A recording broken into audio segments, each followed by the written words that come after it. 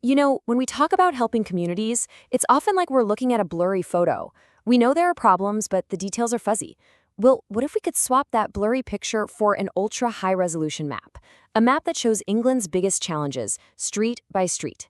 Today, we're diving into a brand new tool that does exactly that. So, here's how we're going to break it down. First, we'll get into why this kind of detail is so important. Then, we'll look at the 5 key missions that this whole thing is built on. After that, the really cool part, we'll dive into the maps themselves. And to wrap it all up, we'll pull back and look at the big picture for all of England. Okay, so let's get right to the heart of the problem. For way too long, the data we've used has been super broad. Think about a whole local council area lumped together. But that just hides the real story, right?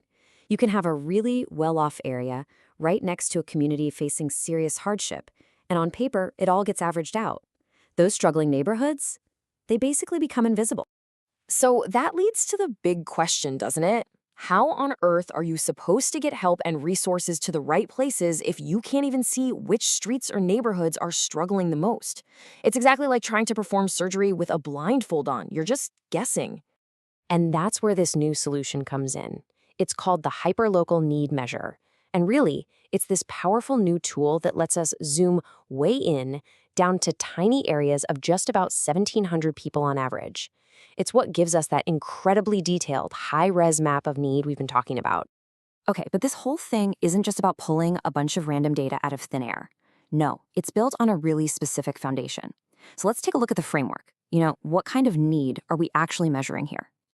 So what are we actually looking at?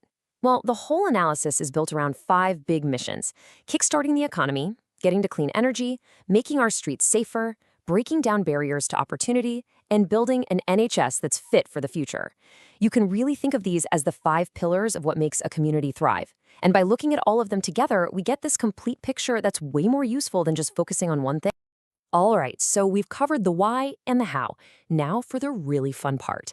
Let's actually dive into the maps and see what this thing can show us about the challenges communities are facing all across England.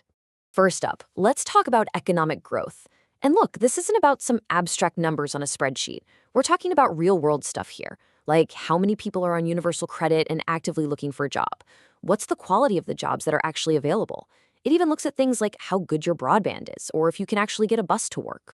And boom, here's what that looks like on the map. It's pretty stark, right? The darker the blue, the greater the need. And you can see these patterns emerge almost immediately. You've got these clusters of need in northern cities, think Leeds, Sheffield, and right across the Midlands. But what really, really jumps off the screen are the coastal towns.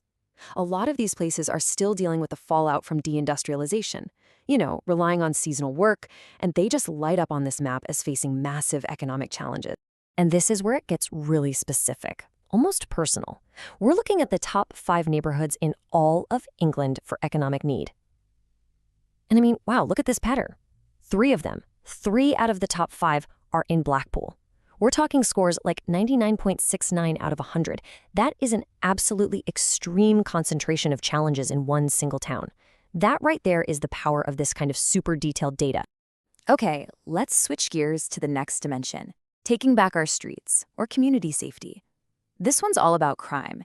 It uses really solid data to look at the local risk of becoming a victim of crime. Things like violence, burglary, and theft.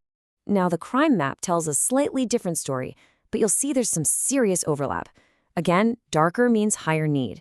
You can clearly see hotspots around big cities, like Manchester and Leeds. But look, there they are again. Coastal towns like Blackpool and Hartlepool are popping up, which suggests that some of these communities are getting hit with problems from all sides. And this comparison really drives that point home. On the left, you've got economic need. On the right, you've got crime. The real story here is in the places that are dark on both maps. Just think about that.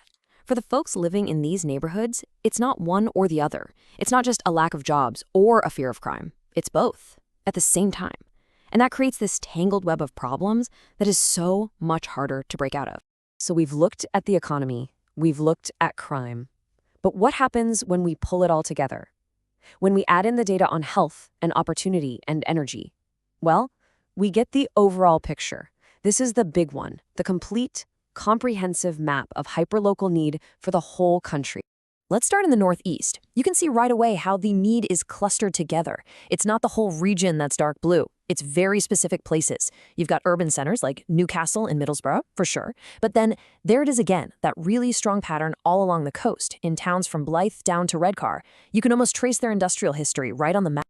Now let's head over to the Northwest, and you'll see a pretty similar story playing out. You've got high levels of need in big cities, Liverpool and Manchester. But you also see these really intense pockets all up and down the coast, from Cumbria down through Lancashire. And of course, that includes Blackpool, which we already saw is facing some of the most extreme economic challenges in the entire country. So when you step back and look at all of this, what are the big takeaways? Well, a few key patterns are just undeniable. First, coastal towns pop up again and again as places with concentrated need. Second, big urban and industrial centers are still major hotspots. Third, this data uncovers these little pockets of really intense need in places you might not expect, even in rural areas.